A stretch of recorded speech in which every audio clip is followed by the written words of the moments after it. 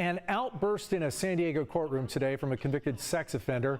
La Jolla restaurant owner Daniel Dorado was sentenced to 40 years in prison in 2020 for sexually assaulting 4 women. As CBS 8's David Goffredson reports, Dorado waited until the very end of his resentencing hearing to give the court a piece of his mind.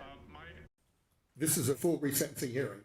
We're starting afresh. The resentencing of sex offender Daniel Dorado started with arguments from his defense attorney that the La Jolla restaurant owner's 40-year prison sentence should be reduced, given new laws in California favoring lower prison terms. I believe that in its entirety, the sentencing scheme is not made to use one finding to increase the penalties every single place that you can.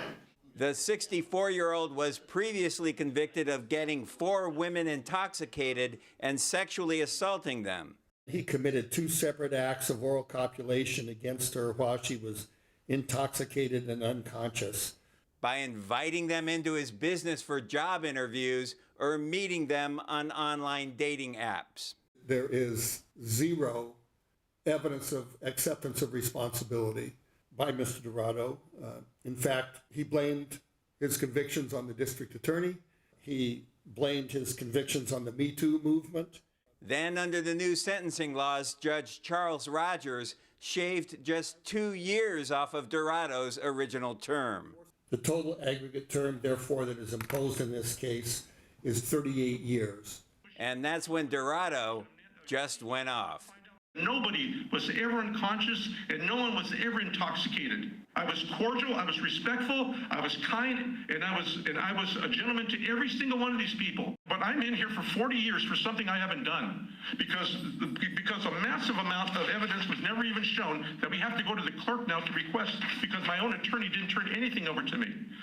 Neither did my private investigator, so I apologize. But how would you feel if you're in my case being accused by the judge of not having any remorse, of doing heinous things to somebody who destroyed all of their evidence? Is there anything further? No, just have an enjoyable upcoming weekend, folks. Now, Dorado claims text messages and photos related to the case were deleted and they could have helped his defense. He told the judge he plans on filing an appeal. And David, just to be clear here, a jury did find the evidence against Dorado to be true and did convict him for assaulting 4 women. That's correct? That's correct. The jury found him guilty on 20 counts. They did also find him not guilty on several other counts.